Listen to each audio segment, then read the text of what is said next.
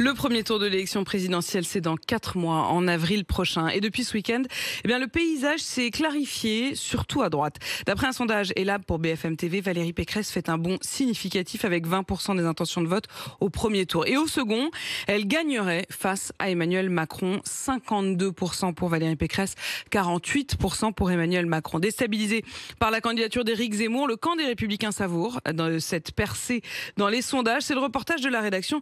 Il est signé ce matin, Nicolas Traîneau et Lucille Pascanet. Nous avons bien fait de choisir Valérie Pécresse comme candidate, se félicite Maxime, électeur de 39 ans, soulagé de voir la droite enfin de retour en tête. Oui, c'est super. Non, c'est très bien. Ça faisait des années qu'ils étaient un petit peu dans les bas-fonds, donc ça fait très plaisir en effet de revoir, on va dire, la droite traditionnelle revenir sur le devant de la scène. Et de cette manière-là, le fait que ce soit une femme, il ne faut pas que ce soit le seul critère, bien sûr, mais ça apporte un vrai nouveau souffle. Ce nouveau souffle, cette dynamique semble même rattraper les électeurs de droite, comme Juliette, qui avait envie jusqu'à présent de prendre ses distances avec les Républicains. Ça remonte un peu de sérieux, donc oui, peut-être que ça remettra du poids dans la balance. Et surtout, si en plus elle est en voie de gagner, pourquoi pas.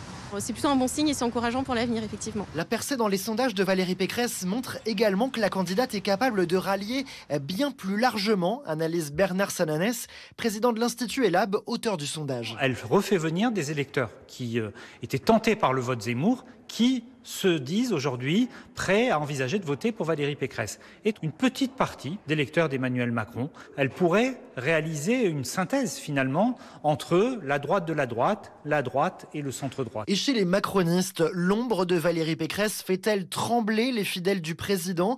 Légèrement, comprend-on auprès de Benoît, électeur En Marche, qui réalise que la bataille n'est pas gagnée d'avance. On était plutôt confiants.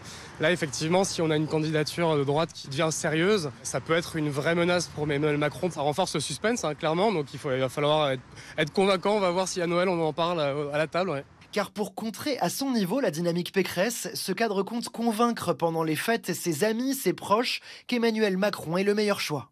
Alors, ce que me disait un des proches de Valérie Pécresse hier soir, c'est que ce sondage, il tombait un peu trop tôt et qu'il aurait mieux valu qu'il tombe entre la dinde et les cotillons, c'est-à-dire pile au moment où les Français se rassemblent, discutent et peuvent se dire autour de la table « Ah, mais t'as vu, elle peut gagner. » Non, ça reste quand même pas mal, parce que dans la campagne d'Emmanuel Macron en 2016-2017, justement, tous les marcheurs racontent que c'est au moment de Noël que ça s'est joué, que les Français ont parlé d'Emmanuel Macron à table.